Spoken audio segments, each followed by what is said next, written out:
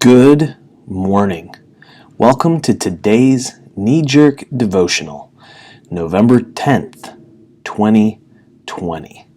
Our passage this morning is Luke 14, 25 through 35, and it goes like this.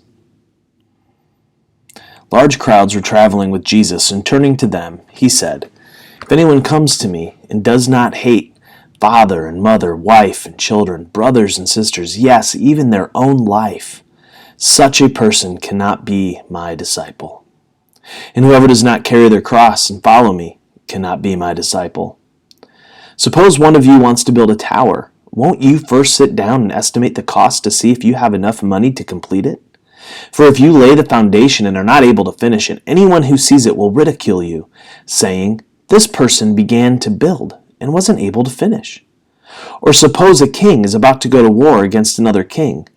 Won't he first sit down and consider whether he is able with 10,000 men to oppose the one coming against him with 20,000? If he is not able, he will send a delegation while the other is still a long way off, and will ask for terms of peace.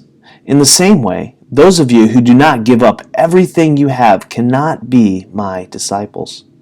Salt is good, but if it loses its saltiness, how can it be made salty again? It is fit neither for the soil nor for the manure pile. It is thrown out. Whoever has ears to hear, let them hear." Count the cost. Very rarely did we have to pay a ticket for high school baseball games. Most of the schools simply didn't charge.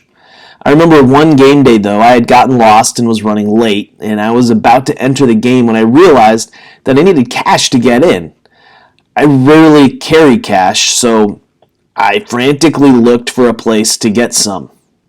The little town didn't have one of my banks, so the ATM was out. You see, we refused to pay fees.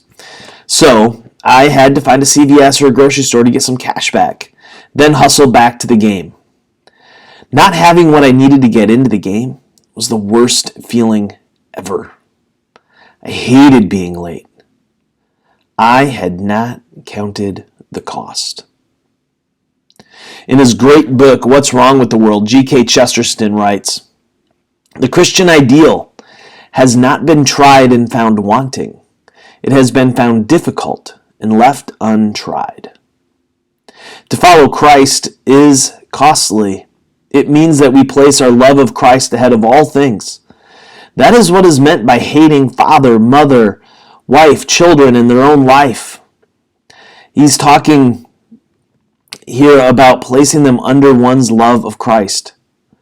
We can't understand this language in the way we typically use the word hate.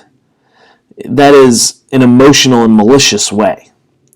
In the first century, love, hate was often used as showing the different categorical worth between two things. So let's be clear. The point of this is that if we're going to fully be able to love those closest to us, we must love Christ most deeply. The cost of following Christ includes the carrying of our own cross daily. Too many of us think of grace as something cheap. We think it's handed out like candy on Halloween. The kind of grace that Christ offers is anything but cheap. It costs us everything, and it cost him everything. Count the cost. I've spent a lot of time thinking about what it means to carry my cross daily. What I'm becoming more convinced of is that this cross carrying is tied into loving my neighbor and my enemy. It's not easy to love every day. There are many times when it would be so cathartic to simply go after someone and shut them down. Often, what I want to do is, in the name of truth, make someone feel less than me. I want to win the argument and let them know how stupid I think they are.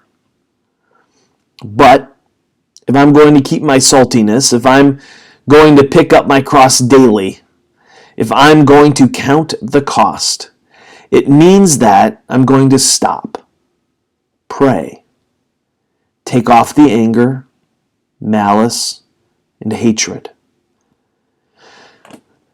Take a deep breath, and then put on love, grace, truth, gentleness, and respect.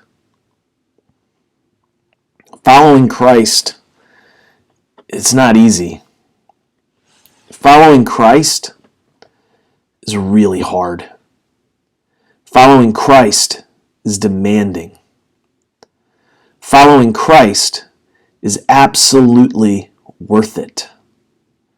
Following Christ points me to grace. Following Christ frees me to love. Count the cost. Is following Christ worth it? Until tomorrow, love well, my friends.